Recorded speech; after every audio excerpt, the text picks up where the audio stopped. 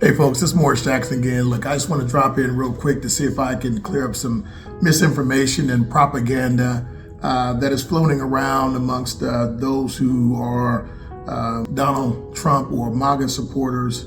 And, you know, I oftentimes get questions, and I know you probably do as well, concerning the Democratic Party and why do black people vote Democrat? And don't you know the history of the Democratic Party? Of course I do. Now, where they go wrong is I think they make assumptions that I don't understand the dynamics of the Democratic Party or know the history of the party and how it relates to me and my ancestors. They will often say things like, hey, the Democratic Party was the party who supported Jim Crow. They supported lynchings and slavery. This is true. This is absolutely true. But you stop at 1964, which is where I have an issue, because you are assuming that I'm ignorant of the history of the party.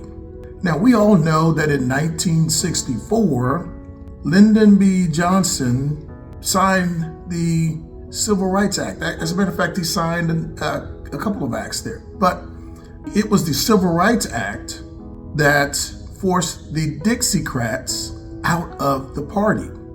Now, who are the Dixiecrats, are you saying? Okay, well, look. So in Jim Crow South, everything south of the Mason-Dixie line, the good old South, the Democrats ruled there, okay? But those Democrats were known as the Dixiecrats because of their location.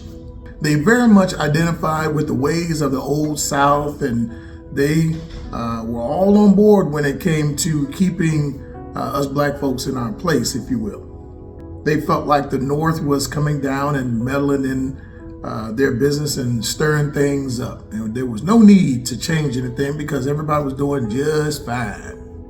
As I said, LBJ signed the Voting Rights Act, and they absconded. They left the Democratic Party and they joined the Republican Party.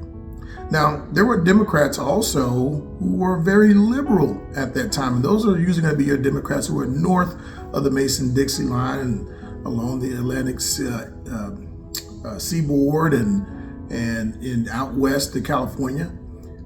Much like you have today, there are divides in the party. If you look at the Republican Party today, you're going to have those who are maybe moderate Republicans. You have the far-right Republicans who are MAGA supporters. And then you can even look at the Democratic Party. You have moderate Democrats who are middle of the road. And then you have Democrats who are far left, very liberal. So you've always had those divides in the parties. And I bring that up because I want to show you that this is not a new phenomenon. So just like it's happening today, you had a divide in the Democratic Party back then. Now, a question I would ask anyone who would pose a silly question or make a silly statement like that to me regarding the Democratic Party and not mentioning the migration in 1964 of the Dixiecrats to the Republican Party is I asked them, who would David Duke vote for today? Would he vote for the Democratic candidate or would he vote for the Republicans? Who would the KKK support today? Would they throw their support and all their resources behind the Democratic Party, or would they vote Republican? Who would all those folks in the South right now who maybe hold racist views to this day about minorities? Who do you think they're voting for? Who do you think they're throwing their support behind? That usually shuts them down and they resort to personal insults. That's when you know you've won the argument at that point, because they have nothing substantive to contribute to the argument. So they lower themselves down to their reptilian brain. The other question I get is, what has the Democratic Party ever done for black people? Now, in my mind, I'm often thinking you are either stupid or you are illiterate. Neither one's good. And I'm sorry to be so harsh, but if I'm being transparent, that's what I'm thinking.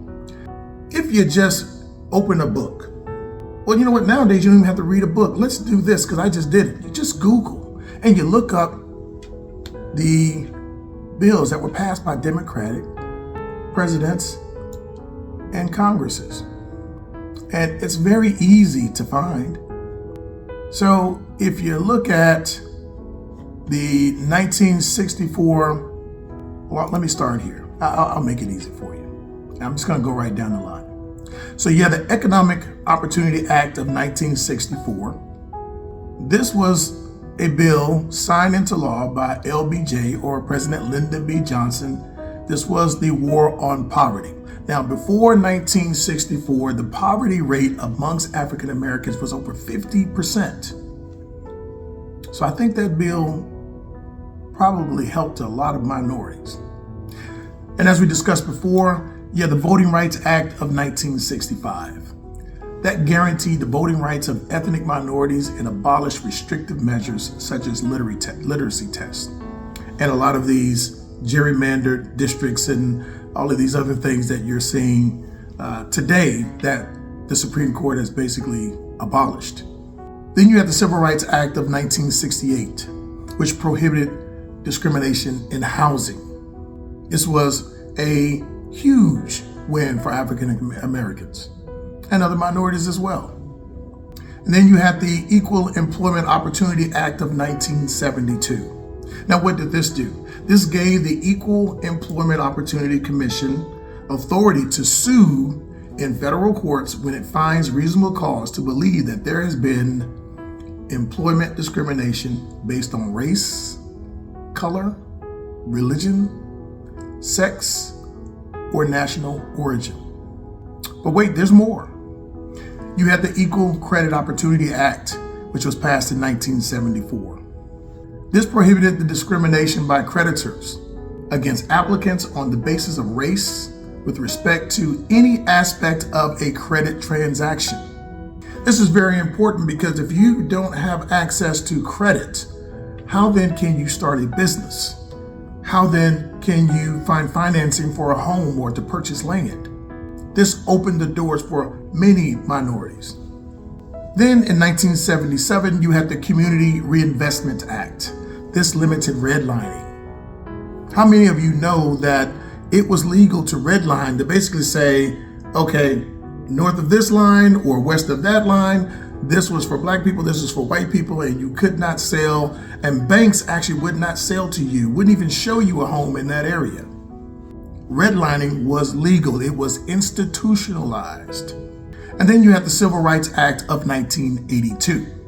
This established uniform procedures for the enforcement by the federal government of civil rights laws. Kind of important, right? And then you have the Civil Rights Restoration Act of 1987. This mandated that all recipients of federal funds must comply with civil rights. And then you had the Civil Rights Act of 1991. You see, we're continuously having to have these acts put into law because people still didn't get the memo. So this provided the right to a trial by jury in employment discrimination lawsuits. And then you had the Violent Crime Control and Law Enforcement Act, which was passed in 1995. Now, folks, this wasn't a long time ago. I graduated high school in 1990. So you still have these laws needing to be passed to protect people from discrimination because it was still happening. So this law required the U.S. Sentencing Commission to increase penalties for hate crimes. Emmett Till Unsolved Civil Rights Crime Act was passed. Allows criminal cases of violent crimes committed against African Americans before 1970 to be reopened. Think about that. Because if you reported crimes back in the day, as some would say, maybe those crimes just kind of went unsolved and there wasn't much law enforcement resources put behind it. So this is what this law was for. And then you have the Matthew Shepard and James Byrd Junior Hate Crime Prevention Act. This was passed in 2009. Now, this one hits close to home for me because this happened in East Texas. This happened maybe about an hour and a half from where I live. Now, I live here in the big metropolis of Houston, but if you get outside of Houston, you can get out into some pretty unfriendly parts. And I remember when James Byrd, a black man, was abducted, tied to the back of a pickup truck, and drugged through the streets like an animal. And this was by people that he knew and people who knew him. This act allowed federal authorities, including the Federal Bureau of Investigation, to investigate and prosecute hate crimes. Folks, this is 2009. Had to pass a law in order for this to happen. But people keep saying racism is over. All right, let's go one more. Emmett Till Anti-Lynching Act. Now, you would have thought that this would have been a law a long time ago. But no, this was just passed in 2022. Explicitly designates lynching as a federal crime. This was named in honor of the lynching victim Emmett Till. And I know people argue that, well, we got laws on the books already, and this can just be prosecuted under murder. Well, they had to do it as a federal crime. Why? Because there were states who would not prosecute people for murdering people by lynching. Let that sink in. So these laws are not passed and ratified just because people didn't have anything to do and they just woke up and said, well, you know what, I think I'm gonna pass an anti-lynching bill. So when people ask you, what has the Democratic Party done for black people? I just named off a list of things that you can respond with. You can Google it for yourself. Now, chances are the folks that are asking you that question, they don't want to hear the truth. They're not interested in the truth. They just want to be ignorant. And that's just fine. They say ignorance is bliss, I guess. All right, y'all, you all take care. I just wanted to do my part to try to clear up some misconceptions and explain the differences between Dixiecrats and Democrats and the migration of the Dixiecrats from the Democratic Party in 1964 to the Republican Party. The Republican Party that you're dealing with today is not the party of Lincoln. They are not the party of Lincoln. They are the ancestors of the old Dixiecrats. And they've been telling us for years that the South will rise again. And what we're watching is our civil rights fall like dominoes one by one. They're working it, but you know what? They won't prevail because this is a different day and age, a different era.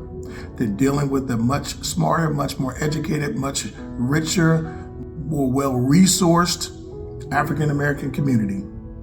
And I think just as important, you have a lot of white people out there and people of different races who are not going to stand for this type of treatment. We're not going back, folks. All right, you all take care. I'm gonna get out of here, man. I'm gonna hit the button.